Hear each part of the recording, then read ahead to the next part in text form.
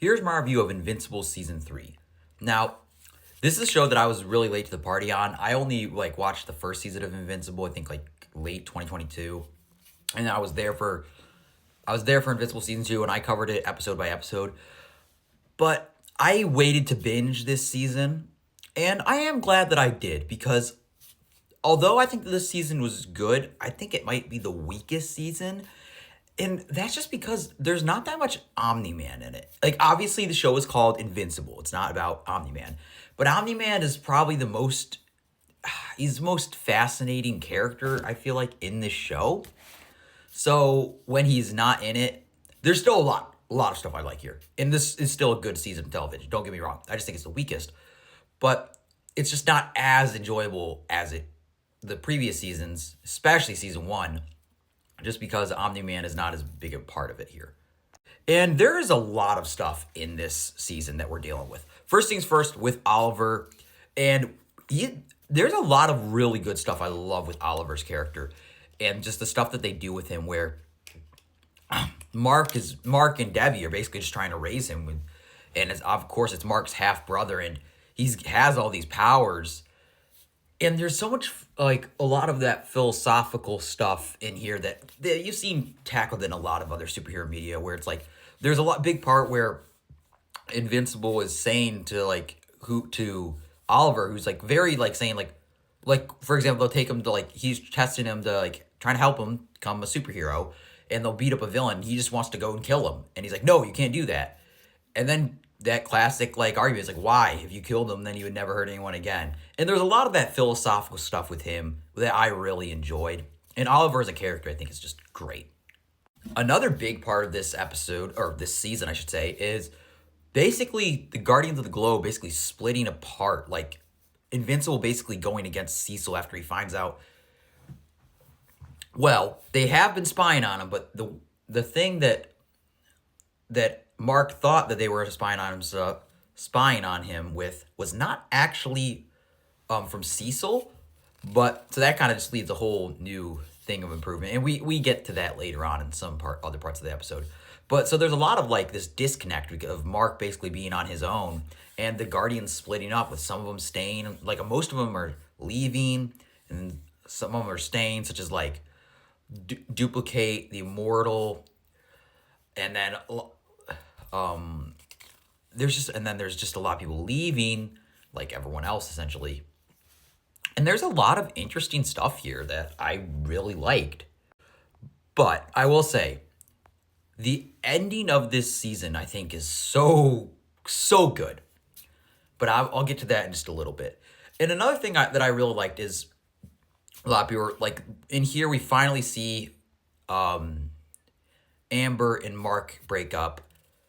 And Mark ends up with Adam Eve. And I really do enjoy their relationship. And yeah, Amber as a character, she's just not really the best character, and she can be kind of annoying. So I think that it kind of allowed this healthier relationship for Mark that was more enjoyable to see when he was with Amber. That I found to just be just great. And I will say, the big thing here that I think really saves this season for me is of just how good this finale is and how good that fight is. And because I see people nitpicking a lot online about the animation, and yeah, it's not the best, but I would say that it kind of pays off with how great this fight at the end is between Invincible and Conquest, where Invincible is just getting destroyed by Conquest, and it is very just gruesome and just great to see. And Conquest is here is voiced by Jeffrey Dean Morgan, and also it's funny, and of course Stephen Yeun voices Invincible, which just kind of makes it even more personal. If you know, you know. But I will say, this whole fight is just great. It was awesome.